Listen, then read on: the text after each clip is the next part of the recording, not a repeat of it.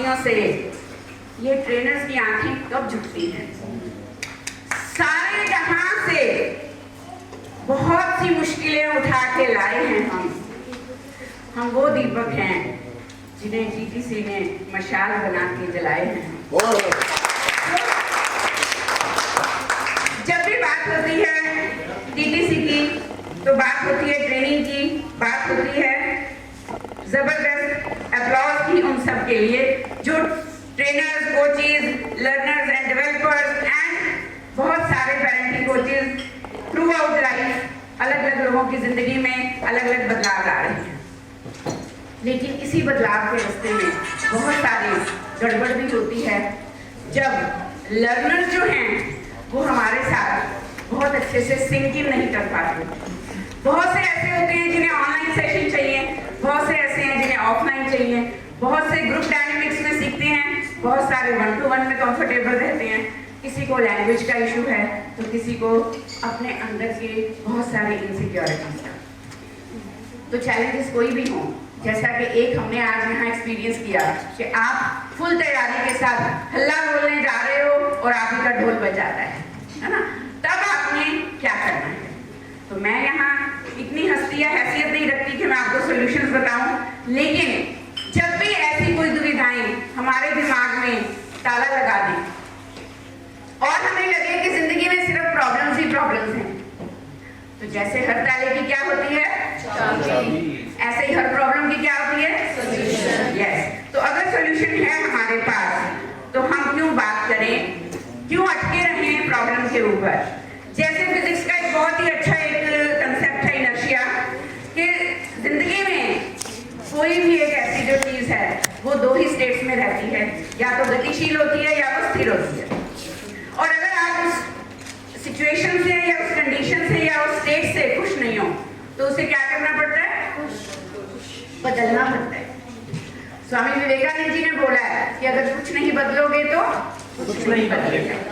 सो जब बदलना पड़ता है तो जो स्थिर है उसे पुश करना पड़ता है, और जो घूम रही है लगातार ग्रुप में स्टक है उसे थोड़ी देर के लिए रोकना पड़ता है। तो आज इसी तरह की चाबी लेके हम आए हैं वो ताला खोलने, जो कई बार हम लर्नर्स एंड ट्रेनर्स, कोचेज बहुत सारे बंदरों के दिमाग में भी लग जाते हैं। डू यू एग्री कि situations with problems they are part of our life? Yes. And we have named them today obstacles. दादा की वो था हुक्म कि मैं अलग अलग केस स्टडीज के बेसिस पे ऑब्स्टेकल्स पे बात करूं विद सॉल्यूशन, लेकिन मेरा वो 60 मिनट का टाइम सुना तो मैंने ये था, शाहरुख खान ने मुझे खुद फोन करके बोला था कि ये 7 मिनट तुमसे कोई नहीं छीन सकता, लेकिन उसके 30 मिनट मुझसे छीन लिए गए और फिर 30 मिनट में बोला गया कि यही करना है। तो अब क्या करें, शायद ये भी एक केस स्टडी थी कि देखें खुद को कोच मानने वाली ये करती क्या है। तो आज हमने इन्हीं ऑब्स्टेकल्स को पकड़ा कि तुमसे तो बात ही नहीं करेंगे, गुड है, ठीक है, हम तुम्हें भावी नहीं देते, तुम्हारे एक एक शब्द को पकड़ेंगे और एक एक शब्द से तुम ही पे हल्ला बोलेंगे और तुम्हारी धज्जियां उड़ा देंगे। सो ऑब्स्टेकल्स की बात बिल्कुल नहीं होगी, क्योंकि आप सबकी लाइफ में अपने अपने सिनेरियो में, अपने अपने प्रोफाइल में, अपनी अपनी जगह पे अलग अलग तरह के ऑब्स्टेकल्स होंगे।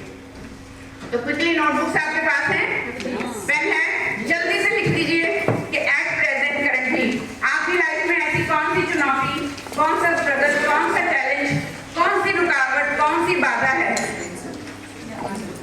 जिसने आपको या तो अटका दिया है या सटका दिया है। तो हम इनर्शिया के कंसेप्ट पे चलेंगे कि अगर अटक गए हो तो हम चला देंगे आपको, सटक गए हो तो हम रोक के आपको सेल्फ इवैल्यूएशन का और प्रैक्टिकल सॉल्यूशंस का आज मौका देंगे। So everybody is ready? इतनी सही?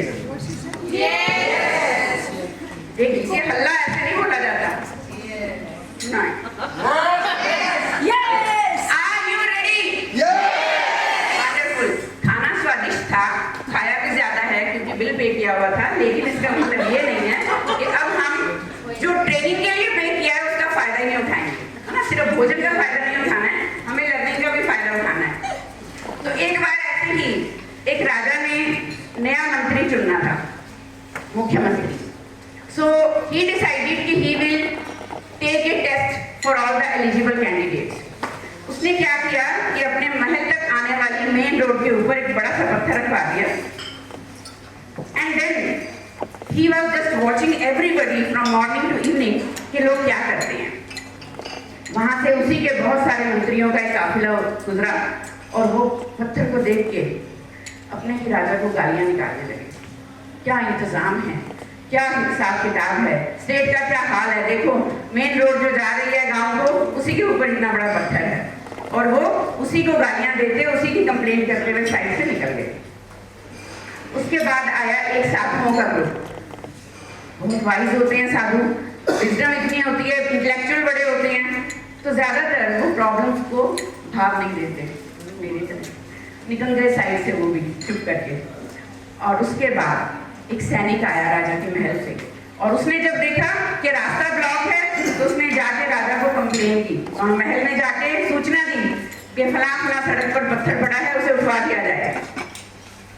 ऐसे ही शाम बीत गई और तब दूसरा वहां से एक मेहनती रिक्शा चलाने वाला जो सुबह से लेके शाम तक थक के चूर हो चुका था। He was so tired, he was so exhausted doing all day tasks, and then he looked there and he was feeling so bad क्योंकि उसके तो घर का रास्ता नहीं था।